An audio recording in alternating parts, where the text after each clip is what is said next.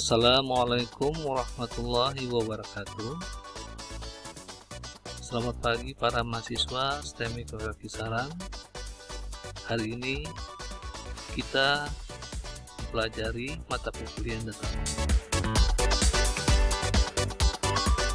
Mari kita sama-sama belajar dalam kegiatan hari ini.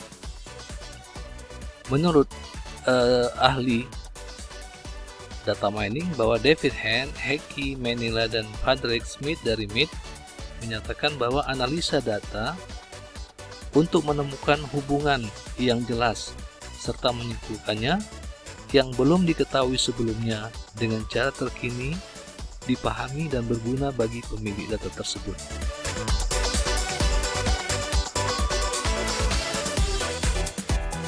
Kemudian untuk fungsi data mining merupakan salah satu algoritma yang saat ini banyak dikembangkan dan dapat dilihat pada jurnal-jurnal baik nasional maupun internasional adalah soft computing, di mana algoritma ini mampu mengatasi berbagai halangan yang sering dijumpai pada jenis algoritma konvensional sebelumnya, yaitu hard computing.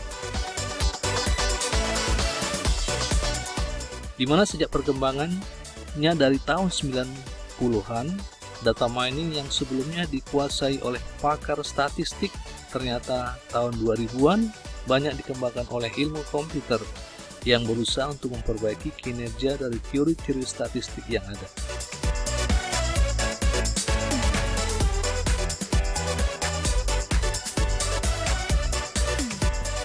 Dan menurut Daryl Pregiban disebutkan bahwa data mining adalah data perpaduan dari statistik, artificial intelligence, dan database.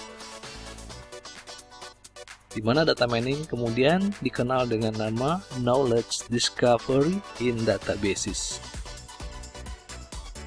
Kita lanjutkan lagi manfaat data mining. Data mining sudah sering dimanfaatkan untuk mendeteksi kejadian-kejadian yang ganjil seperti penyakit tertentu, transaksi yang mencurigakan, hingga mendeteksi telepon yang dilakukan oleh pihak yang bermaksud menipu, seperti penyalahgunaan kartu kredit. Dan pihak pasar swalayan pun saat ini sudah menggunakan teknik-teknik data mining untuk mengatur stand penjualan agar mempermudah pembeli dalam pergerakannya di dalamnya, dan lain-lain. Proses data mining menurut Gronunescu membagi langkah proses pelaksanaan data mining, yaitu eksplorasi data yang terdiri dari aktivitas pembersihan data, transformasi data, pengurangan dimensi, pemilihan ciri, dan lain-lain. Kemudian selanjutnya membuat model dan pengujian validasi model atau validas model yang merupakan pemilihan terhadap model-model yang sudah dikembangkan yang cocok dengan kasus yang dihadapi. Dengan kata lain, dilakukan pemilihan model secara kompetitif. Kemudian penerapan model dengan data baru untuk menghasilkan perkiraan dari kasus yang ada. Tahap ini merupakan tahap yang menentukan apakah model yang telah dibangun dapat menjawab permasalahan yang dihadapi. Kita lanjutkan lagi.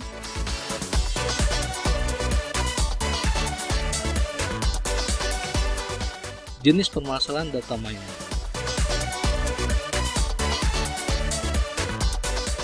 Secara umum ada dua jenis tipologi aplikasi data mining. Pertama, metode prediksi yang bermaksud memprediksi nilai yang akan datang berdasarkan data-data yang telah ada variabelnya seperti klasifikasi, regresi, detekasi, anomali, dan lain-lain. Kemudian, metode deskriptif yang bermaksud membantu user agar mudah melihat pola-pola yang berasal dari data yang ada.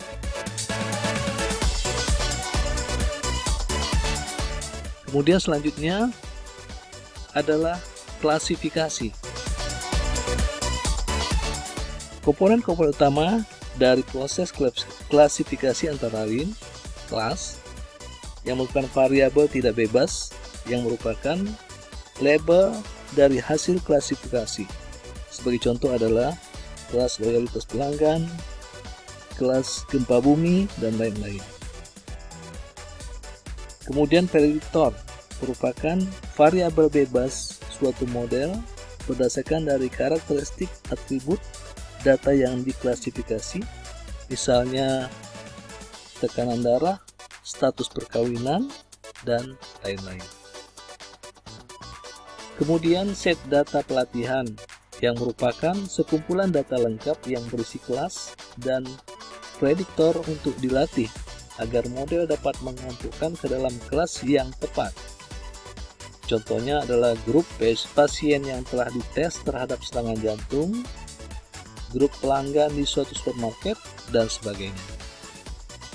Kemudian selanjutnya set data uji, berisi data-data baru yang akan dikelompokkan oleh model guna mengetahui akurasi dari model yang telah dibuat.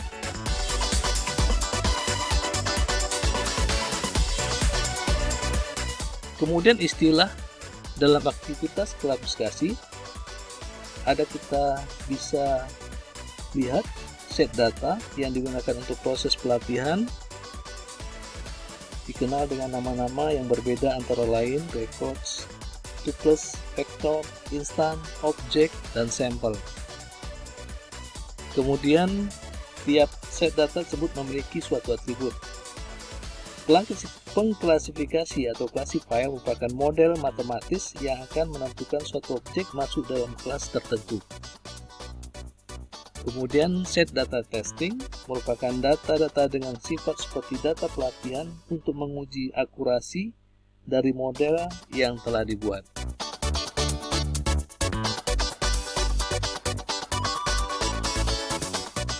Kemudian metode atau model untuk menyelesaikan kasus klasifikasi menurut Sumati bisa menggunakan pohon keputusan, pengklasifikasi naive Bayes, jaringan salib tiruan, analisis statistik, algoritma genetik, kemudian menggunakan Rafset, pengklasifikasi Canels-Nebor, metode berbasis aturan memory based reasoning support vector machine,